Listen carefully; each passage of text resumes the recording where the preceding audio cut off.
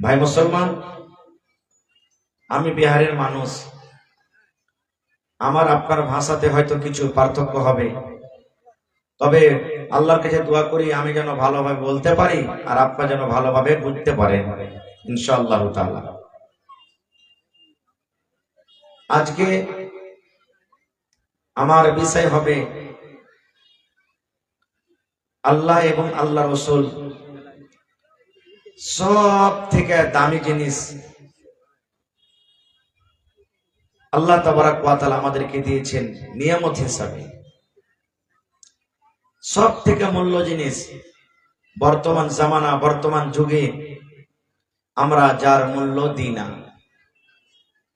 সব থেকে সস্তা, যার কোনো দাম নাই। আপনারা বলতে পারবেন এই বর্তমান জামানাতে কি আছে? এখন বলতে পারবেন ভাই? যার কোনো মূল্য নেই। এই যে আমার সভাপতি সাহেব পানির বোতলটা উঠাইলেন, এতে টাকা লেগেছে না লাগেনি? কথা বলবেন একটু। টাকা লেগেছে। সালহাই, যাকে আমরা মাচিস বলি, আপনারা কি বলেন?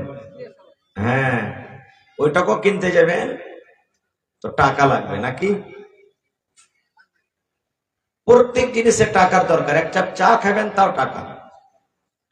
কিন্তু আল্লাহ তাবারাক ওয়া তাআলা খুব বড় নিয়ামত আমাদেরকে দিয়েছেন।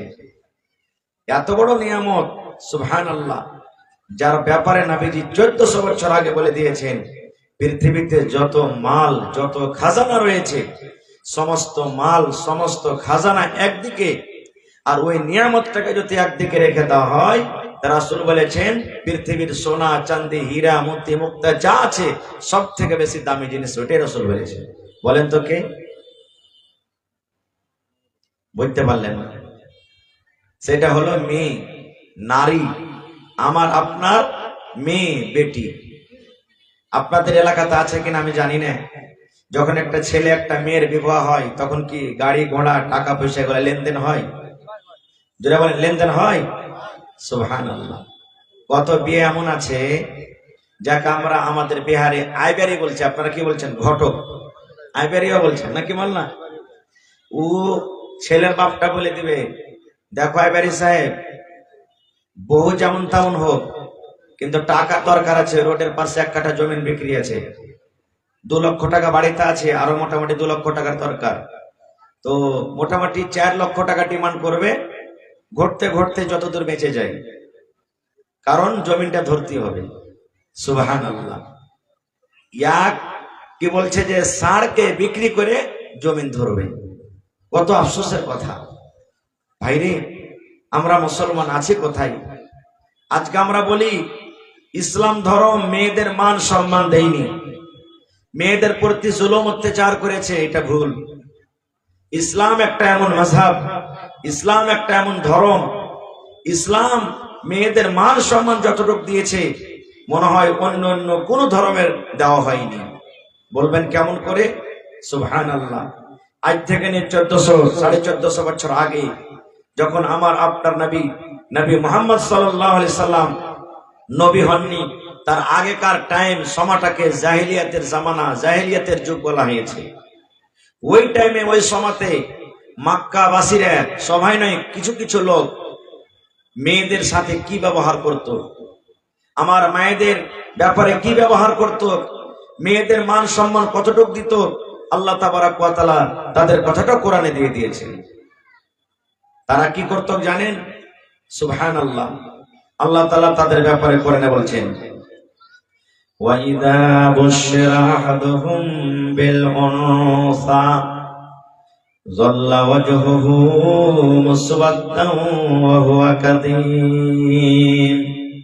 আল্লাহ রাব্বুল আলামিন বলেন, হে দুনিয়ার মানুষ, তোমরা শুনে নাও, ওই মক্কা নগরে, ওই মক্কার ভূমিতে কোন বাবার কানে যখন এই খবর যেত, এই আব্দুল্লাহ এ আব্দুর রহমান, এ আব্দুল সত্তার, এ আব্দুল জব্বার, তোমার ঘরে তোমার বাড়িতে মেয়ে জন্ম নিয়েছি, তোমার ঘরে বেটি জন্ম হয়েছে। এই বেটির জন্মের কথা যখন ওই বাপ শুনতো করে সুবহানাল্লাহ, আল্লাহ নিজে বলেন দুনিয়ার মানুষ রে, ওই বাবার মুখখানা কিন্তু কালো হয়ে যেত। বাবা আফসোস করে বলতো, আল্লাহ তুমি কেন আমাকে মেয়ে দিয়েছো, আল্লাহ কেন আমাকে বেটে দিয়েছো, আল্লাহ তুমি কেন আমাকে ছেলে দাওনি। এই আল্লাহ, কে আমাকে কাকে আমি জামাই বলবো, কে আমাকে শ্বশুর বলে ডাকবে। যখন লোকটা গ্রাম দিয়ে হাঁটতো, যখন লোকটা রাস্তা দিয়ে চলতো, মানুষেরা তানা দিয়ে দিয়ে কথা বলতো, দেখো রে দেখো আব্দুর রহমান চলে যায়, তার বাড়িতে মেয়ে হয়েছে, দেখো রে দেখো আব্দুল্লাহ চলে যায়, এটা হলো মেয়ের বাবা। এরকম ভাবে মানুষেরা তাকে লজ্জা দিত, তাকে আর দিত। আর এই আরের কারণে, লজ্জার কারণে আফসোস করে মেয়ের বাবা বলতো, আল্লাহ তুমি কেন আমাকে মেয়ে দিলে, আল্লাহ কেন ছেলে দিলে না। ইমাম বাগাবী রাহমাতুল্লাহ আলাইহি বলছেন যে মক্কার কিছু কিছু মানুষ কি করত, যখন তার মেয়ের বয়স 6 বছর 7 বছর 8 বছর যখন হতো, তখন একটা কোদাল বুঝছেন তো, কোদাল নিয়ে মাঠে জঙ্গলে চলে যেত। আর যাওয়ার পর একটা সুন্দর ভাবে কবর গর্ত খাল করে বাড়িতে চলে আসতো। বাড়ির লোক জানতো না যে কোথায় গেছিল লোকটা। বাড়িতে আসার পর তখন বিবিকে বলতেন, কি রে হালিমার মা, এ জামিলার মা, এ জায়দার মা, এ খালেদার মা, তুমি শোনো, আমার মেয়ের বয়স 7 বছর 8 বছর হয়ে গেছে, জীবনে কোনদিন আরবের বাজার কেমন জীবনে আমার মেয়ে কোনদিন দেখেনি, আরবের মেলা কেমন হয় দেখেনি, শুধু বাড়িতে আছে। এই জন্য বিবিরে তুমি সুন্দর করে আমার জামিলাকে গোসল দিয়ে দাও, সুন্দর করে নতুন জামা দিয়ে দাও, তেল কাজল তুমি দিয়ে দাও, আমার জামিলাকে আমার হালিমাকে আমি বাজার ঘুরতে নিয়ে যাব। হায় রে মা জানে না যে আমার হালিমাকে কোন বাজারে কোন মেলাতে ঘুরতে নিয়ে যাবে। ইমাম বাগাবী রাহমাতুল্লাহ আলাইহি বলেন, মা হাসিতে হাসিতে, মা খুশি হয়ে সুন্দর করে মা বেটিকে গোসল দিতেন। গোসল দেওয়ার পর নতুন জামা, নতুন কাপড়, তেল কাজল দিয়ে বাবার হাতে তুলে দিতেন। এবার আব্বা জানের সাথে সাথে হাঁটতে আছে কোথায়, যে জায়গাতে 2 দিন 4 দিন 5 দিন আগে, 1 দিন আগে গর্ত করে এসেছিল, ওই গর্তর দিকে নিয়ে যেতে শুরু করেছে। এবার হাঁটতে হাঁটতে মেয়ে বলতো, আব্বা গো, এই ময়দানে কোনো বাড়ি নাই, কোনো ঘর নাই, কোনো মেলা নাই, কোথায় আপনি আমাকে নিয়ে যাবেন। আব্বা বলতেন, বেটি রে, এই ময়দানের পর, এই জঙ্গলের পর রে মা বাজার আছে, সেই বাজারে তোমাকে নিয়ে যাব। ইমাম বাগাবী রাহমাতুল্লাহ আলাইহি বলে, ওই হাঁটতে হাঁটতে হাঁটতে যে জায়গাতে গর্ত করে এসেছে, ওই গর্ত পর্যন্ত যখন যাওয়া, এবার আব্বা বলল, বেটি রে, এই গর্তটা তুমি একটু নজর করে দেখো রে মা, এই গর্তটা কত বড় আছে, এই খালটা কত বড় আছে। হায় রে মাসুম বাচ্চা জানে না আমার আব্বা কেন আমাকে গর্ত দেখতে বলে। এবার যেমন নিজের চোখটা বাড়িয়ে, মাথাটাকে বাড়িয়ে গর্তর দিকে তাকা, পিছন থেকে আব্বা জান এমন জোর করে তাকে একটা ধাক্কা দিল। ধাক্কা দেওয়ার সাথে সাথে মেয়ে কিন্তু গর্ততে পড়ে গেল। যেমন গর্ততে পড়ে যাওয়া, মেয়ে কাঞ্চার বলছে, আব্বা কি আমি অপরাধ করেছি, কি ভুল করেছি আব্বা গো, কেন আপনি আমাকে ধাক্কা দিয়ে দিলেন। যেমন এই কথাটা বলা, আব্বা বলতেন, বেটি রে, জীবনের মতো তুমি আমাকে আব্বা আব্বা বলে ডেকে নাও, জীবনের মতো মাকে মা মা বলে ডেকে নাও, কারণ আজকের পর এই আব্বার চেহারা তুমি আর দেখতে পাবে না। বেটি রে, যেদিন থেকে তুমি আমার বাড়িতে এসেছো, আমি রাতের বেলাতে ঘুমাইতে পারি না রে মা। মানুষের আমাকে তানা দিয়ে দিয়ে কথা বলে, 10 বন্ধুর পাশে আমি উঠা বসা করতে পারি না। জীবনের মতো তোমাকে আমি এই জায়গাতে দফন করে চলে যাব, জীবনের মতো তুমি এই দফন হয়ে থাকবে। যেমন কথাটা বলা, মেয়ের চোখ দিয়ে পানি ঝরে আর গর্ততে পড়ে পড়ে করে কান্দার বলে, আব্বা গো, আপনাকে আমি আব্বা আব্বা বলে ডাকবো না, মাকে মা মা মা বলে ডাকবো না। আমার দুই নজর দুই চোখ যেদিকে যাবে আমি চলে যাব, দয়া করে আপনি আমাকে গর্ত থেকে উঠাইয়া নিন। ওরে সুবহানাল্লাহ। ইমাম বাগাবী রাহমাতুল্লাহ আলাইহি বলেন, এরকম ভাবে গর্ততে পড়ে পড়ে মেয়ে কাঁদতে থাকতো, কিন্তু আব্বা জান তার কথা না শুনে জিন্দা জীবিত মেয়েকে দফন করে বাড়িতে চলে আসতো। সুবহানাল্লাহ। দেখেন কত জুলুম, কত অত্যাচার। এখানে একটা কথা আর বলি, বর্তমান জামানার মানুষ আমরা কি করি? কত ভাই এমন আছেন, প্রথম মেয়ে হয়েছে, ভালো কথা, ঠিক আছে। 2 নম্বর মেয়ে হলো, ভালো কথা, ঠিক আছে।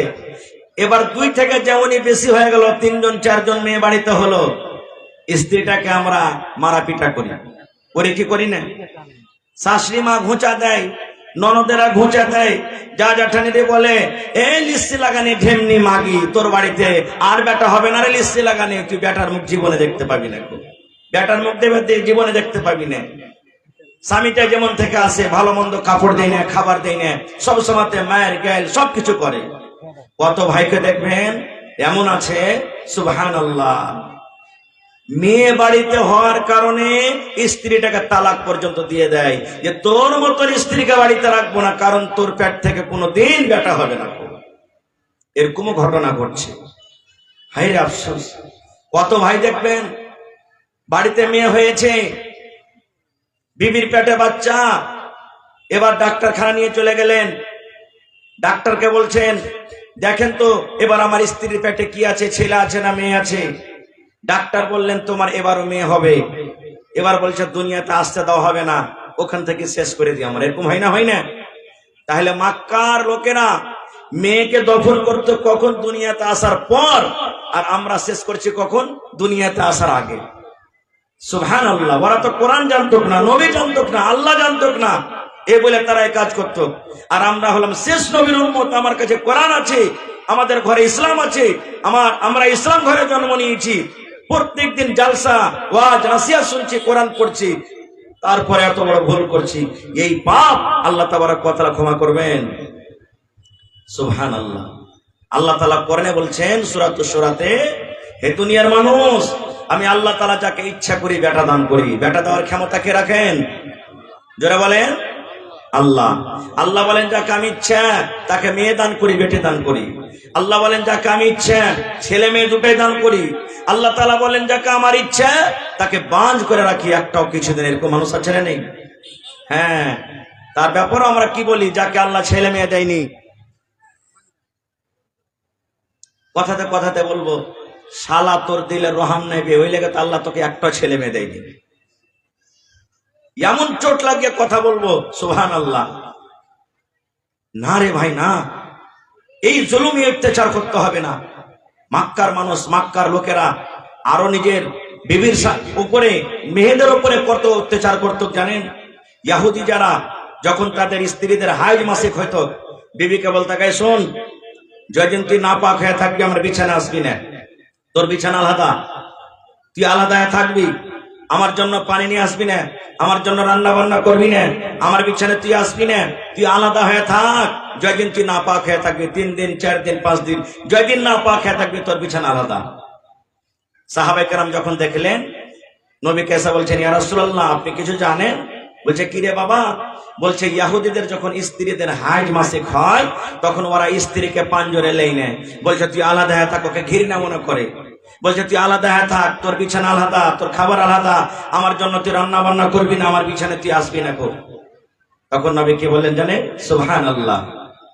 রে দুনিয়ার মানুষ, নবীজি মেয়েদের মান সম্মান কতটুকু বাড়িয়ে দিলেন শোনেন। নবী আমার বললেন, হে পুরুষ রে, হে আমার উম্মতরা, তোমরা শুনে নাও, যখন ইহুদিদের স্ত্রীদের হাজ মাসে হয়, ওরা নিজের বিবিরাকে বিছানায় রাখে না। তোমরা এরকম কাজ করিও না রে বাবা। যখন তোমাদের বিবিরা নাপাক হবে, তোমাদের বিবিরা যখন মাসিকের হালাতে হবে, তোমাদের বিবিরা তোমাদের বিছানায় আসবে, তোমাদের বিবিরা তোমাদের বিছানায় ঘুমাবে। বিবির গায়ে গা লাগায় তুমি ঘুমাইতে পারো, দরকার হইতে গেলে তুমি বিবিকে চুমা দিতে পারো, তোমার কোনো গুনাহ হবে না। কিন্তু পুরুষ রে, একটা কাজ তুমি শুধু করবে না। যখন তোমার বিবিরা মাসিকের হালাতে থাকবে, মাসিকের অবস্থাতে তোমার বিবির সাথে তুমি মিলামিশা করবে না, তোমার বিবির সাথে তুমি সহবাস করবে না। এই গুনাহ থেকে, এই পাপ থেকে তুমি শুধু বেঁচে থাকবে। এবং মহিলারাকে বলা হয়েছে, মহিলা জয় দিন তুমি না পাক হয়ে থাকবে, আল্লাহ রাব্বুল আমিন তোমাদের জন্য নামাজকে মাফ করে দিয়েছেন। 3 দিন 4 দিন 5 দিন জয় দিন না পাক অবস্থাতে থাকবেন, নামাজ পড়তে হবে না, আল্লাহ রাব্বুল আমিন তাদের জন্য নামাজকে মাফ করে দিয়েছেন।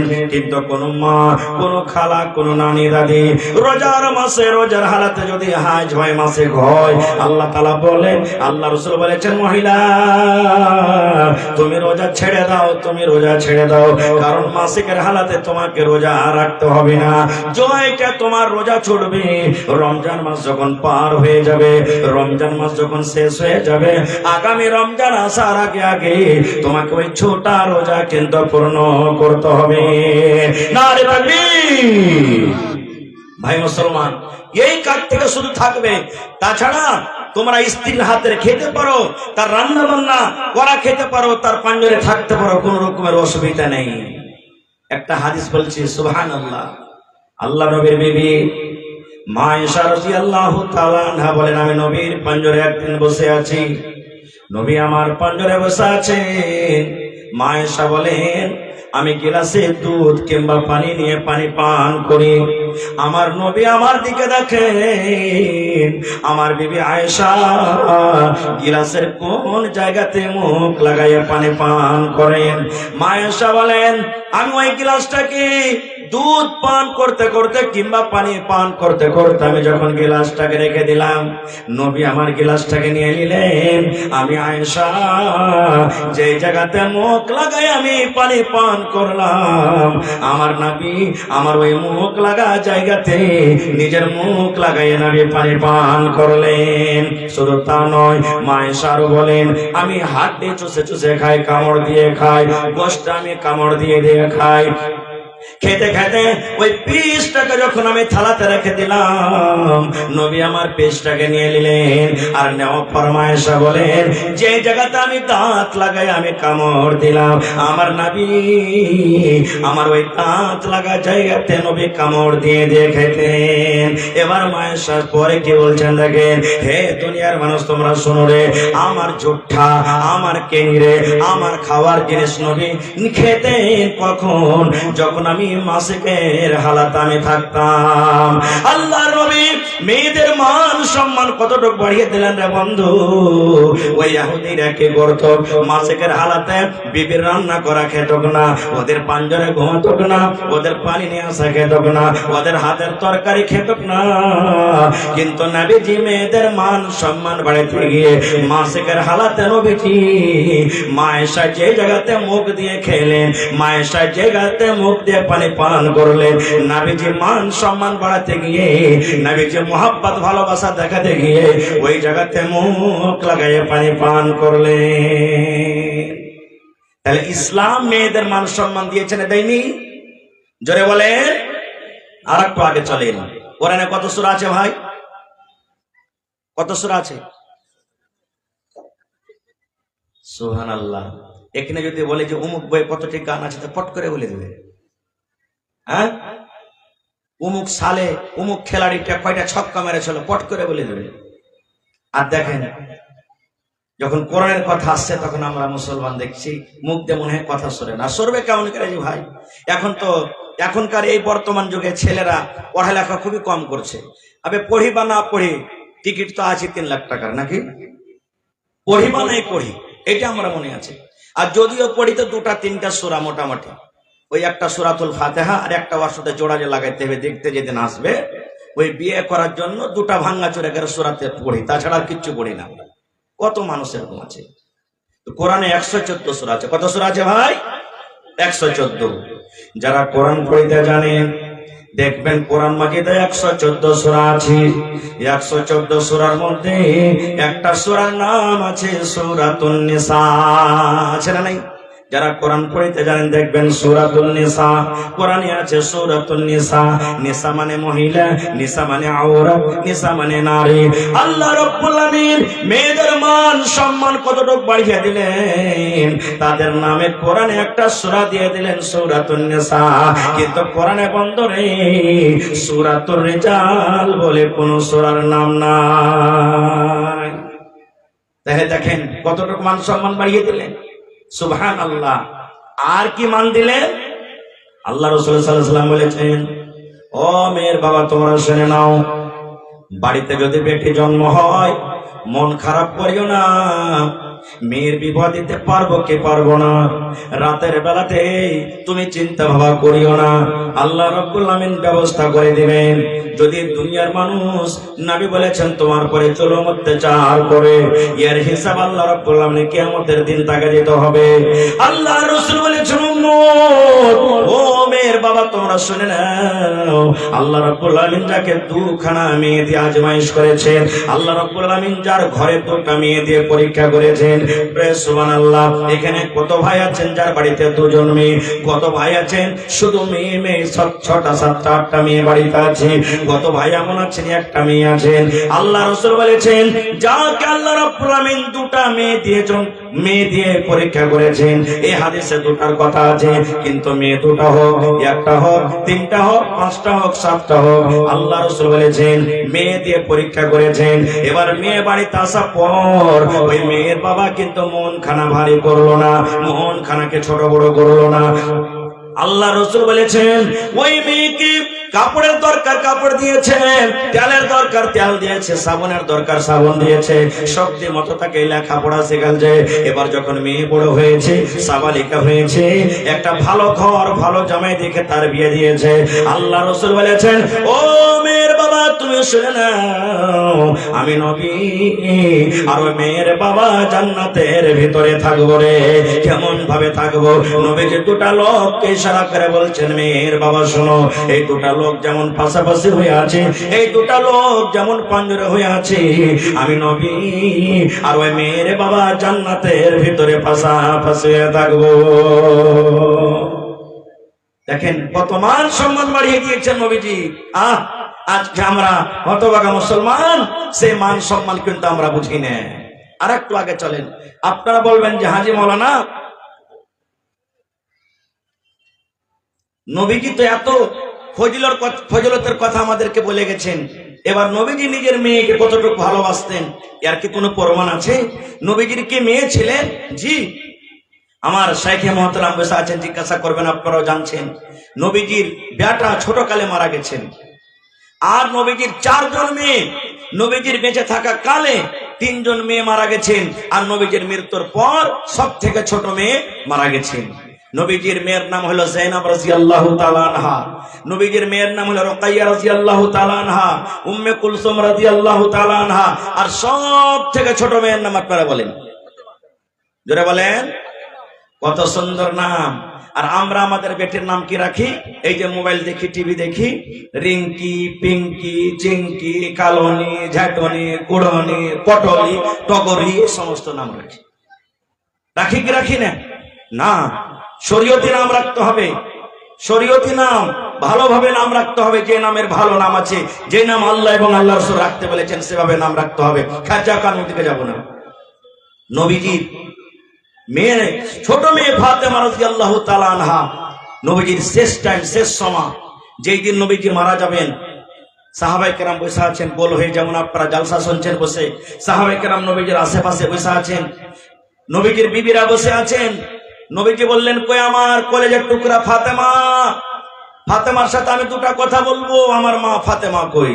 আপনারাও বলেন, আমরাও বলি, দুনিয়ার মানুষ বলে, লোক যখন বাপ যখন মারা যায়, আমার আব্দুল্লাহ কই, আমার খালেদা কই, আমার ফাইজা কই, আমার সাকিনা কই, বলে কি বলেন? আমি চেহারা খান্ডা দেখবো, কেরালে দুবাইতে যদি থাকেন, ডাক কলেজের টুকরাকে ডাক, দুটা কথা বলবো। মা ফাতেমা রাদিয়াল্লাহু তাআলা আনহার কথা নবীজি বলছেন, কই আমার মা ওই আমার কলেজের টুকরা ফাতেমা, ফাতেমার সাথে দুটা কথা বলবো। ফাতেমাকে খবর হলো, ফাতেমা তোমার আব্বা তোমাকে ডাক দিয়েছে। এ ভাই মুসলমান, আহা হা। ফাতেমা যখন ডাক শুনলেন, হাঁটতে হাঁটতে নবীর কাছে এলেন।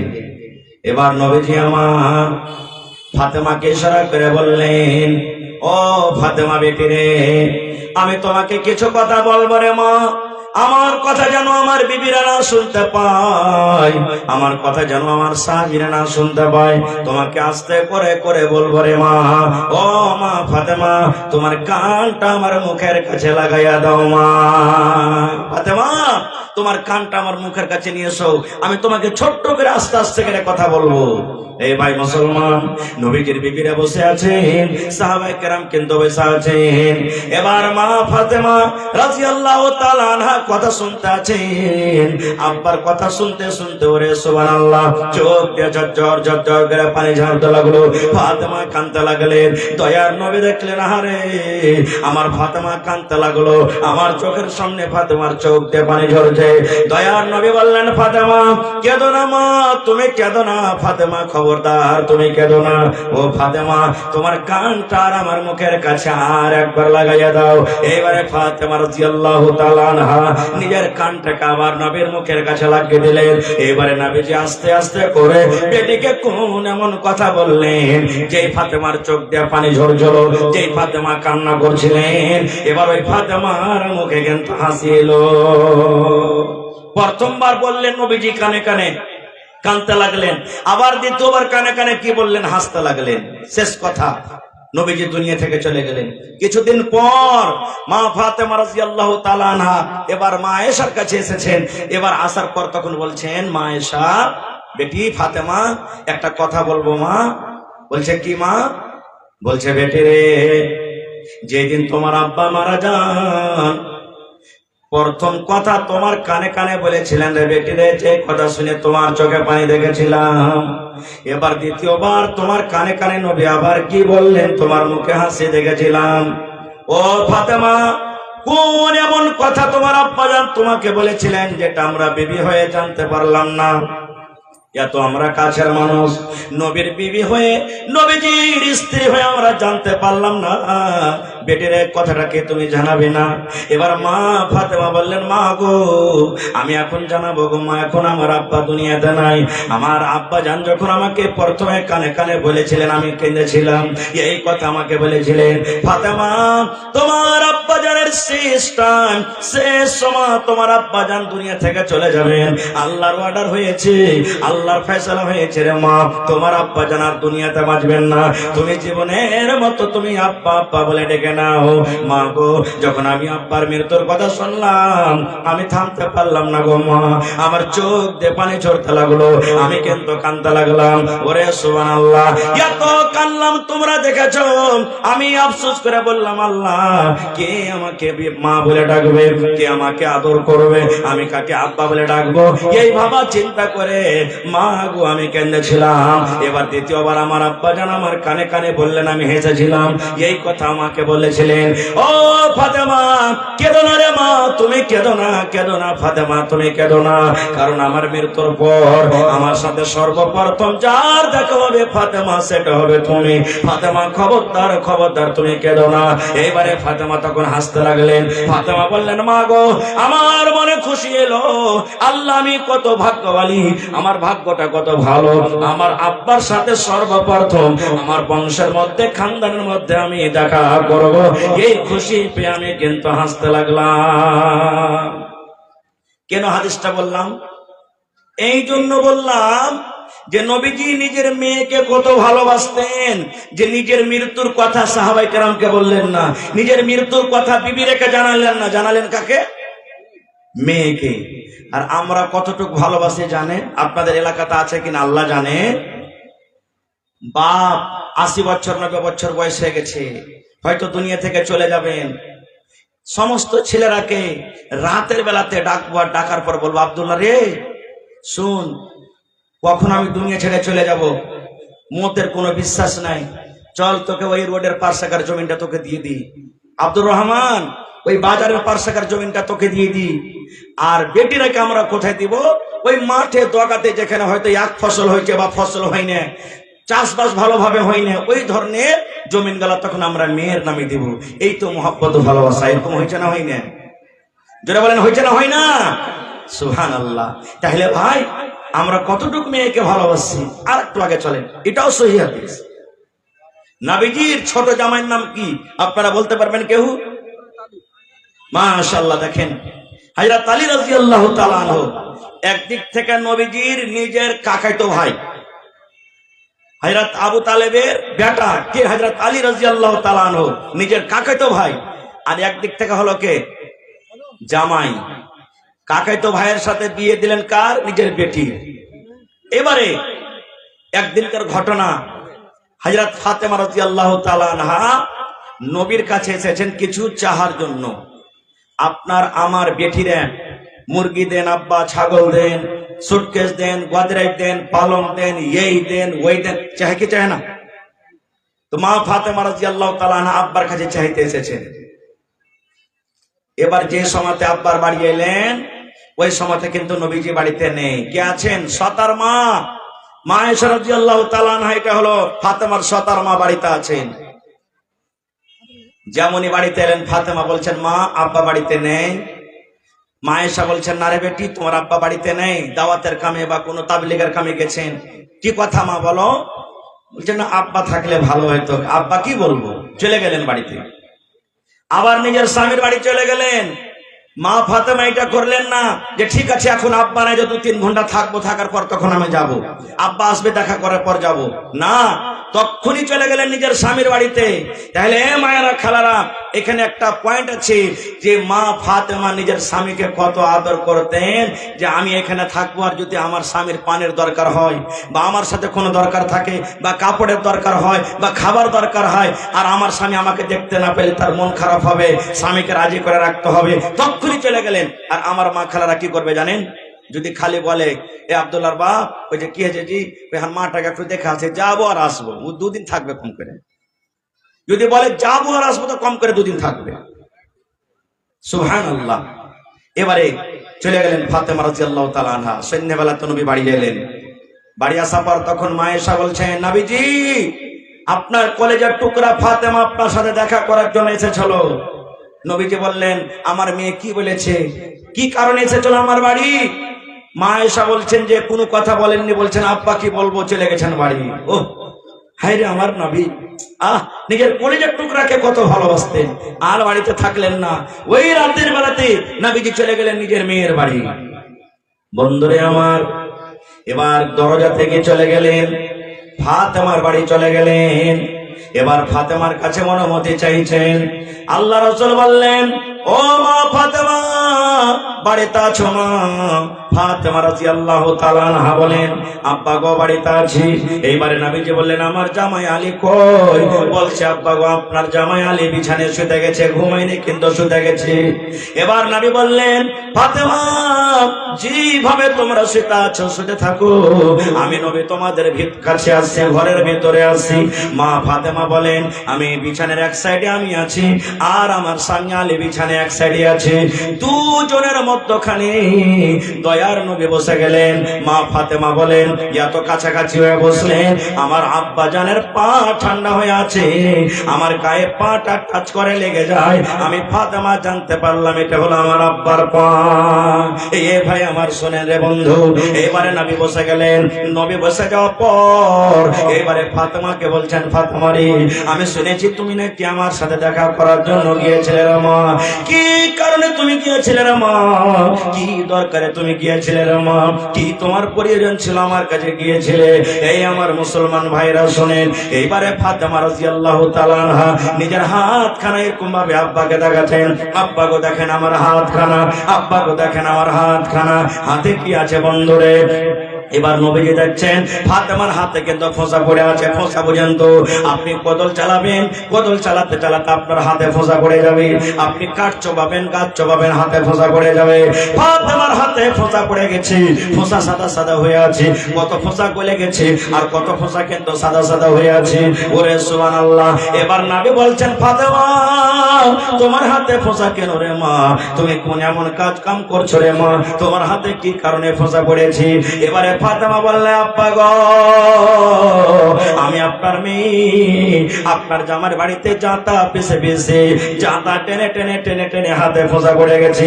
ইন্দারা থেকে পানি তুলে তুলে তুলে আমার হাতে ফোঁসা পড়ে গেছে। তাই আপনার কাছে গিয়েছিলাম। আমি শুনেছি আপনি লড়াই করতে, যুদ্ধ করতে গিয়ে আপনি অনেক দাস দাসে পেয়েছেন। তাই যদি আমাকে একটা দাসী গালা দিতেন, আমার বাড়িতে কাম কাজ করতো, আমার বাড়িতে জাতা টানতো, আমার পানি ইন্দারা থেকে তুলতো, আমি আপনার মেয়ে ফাতেমা আমি আরাম পাইতাম।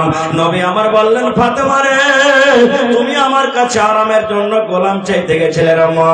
কিন্তু ফাতেমা তুমি শুনে নাও, যদি আমি গোলাম থেকে কিংবা দাস দাসী থেকে তোমাকে ভালো জিনিস দিই, বলো বেটি তুমি গোলাম নিবে না ভালো জিনিসটা তুমি নিবে?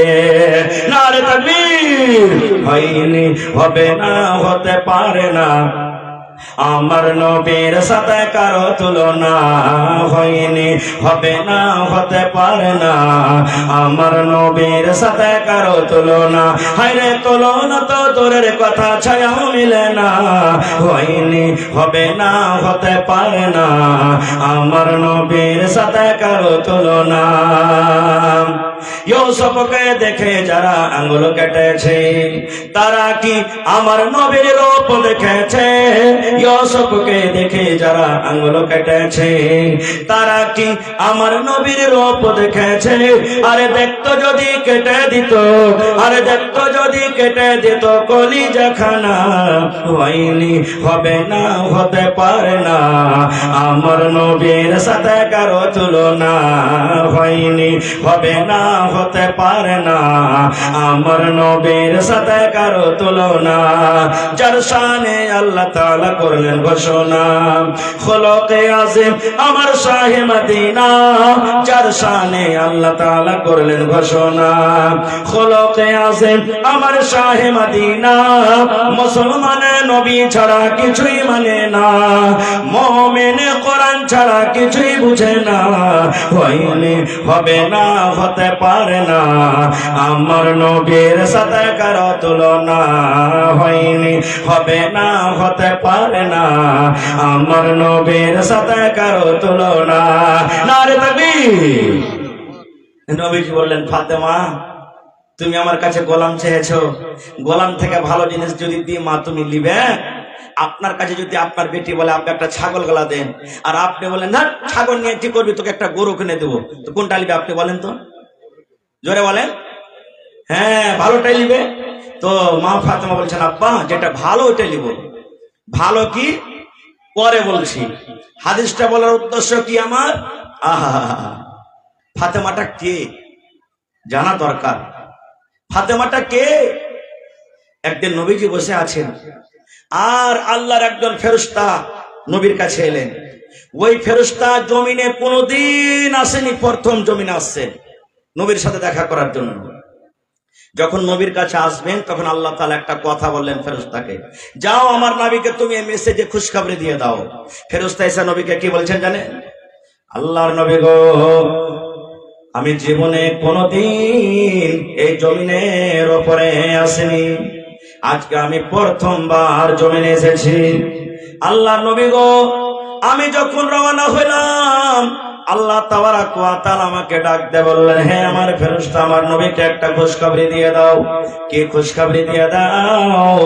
আপনার কলেজার টুকরা ফাতেমা বাড়িতে যাচ্ছেন, আপনার আদরের মেয়ে ফাতেমা জান্নাতের ভিতরে যাবেন, জান্নাতের ভিতরে যাবেন।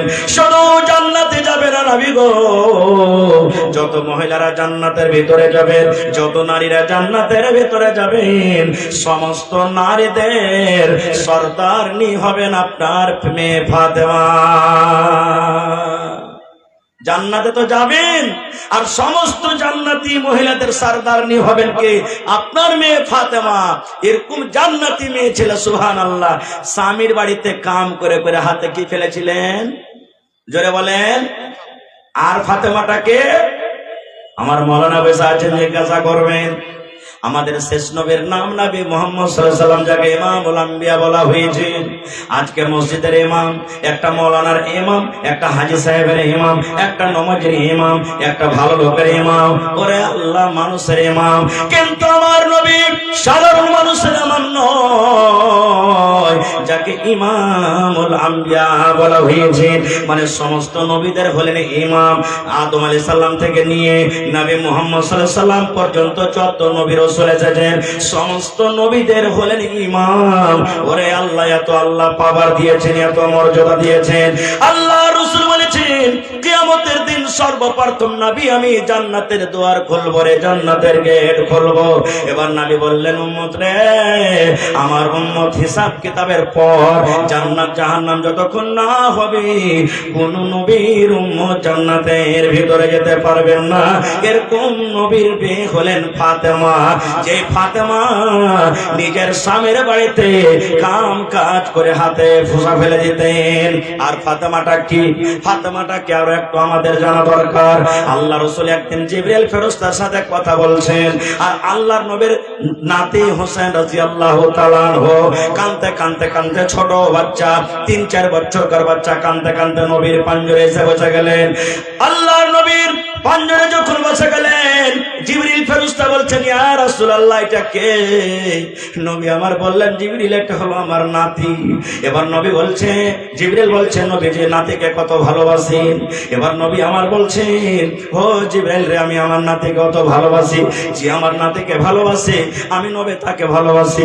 যে আমার নাতিকে আদর করে, আমি নবী তাকে আদর করি। যে আমার নাতির সাথে মহব্বত করে, আমি নবী তাকে মহব্বত করি। আমার নাতিকে যারা ভালোবাসে না, আমি নবী তারাকে ভালোবাসি না।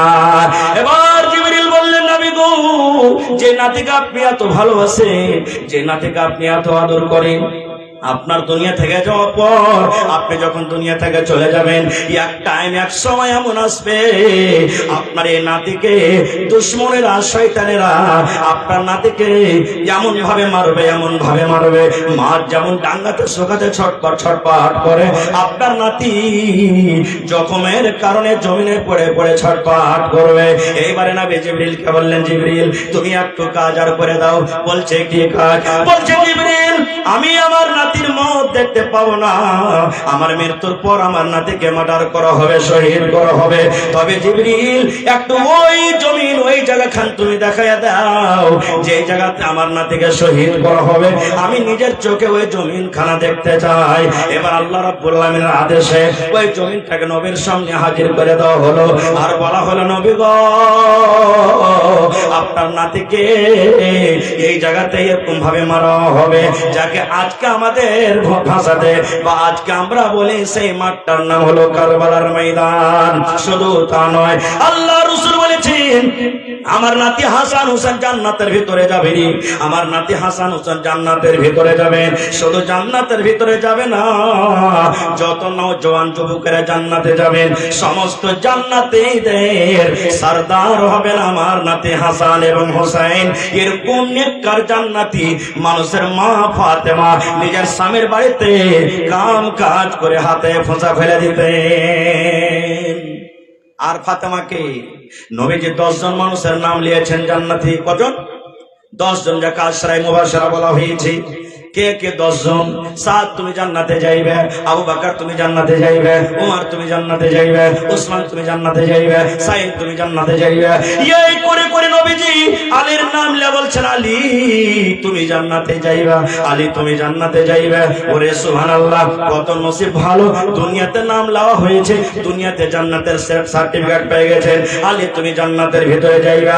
এরকম জান্নাতি মানুষের বিবি হলেন ফাতেমা রাদিয়াল্লাহু তাআলা আনহা, যে নিজের স্বামীর বাড়িতে কাম কাজ করে হাতে ফোঁসা ফেলে দিতেন।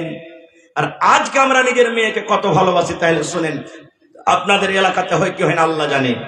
যেমনই বেটি ফোন করলে, মা গে কি হয়েছে রে বেটা?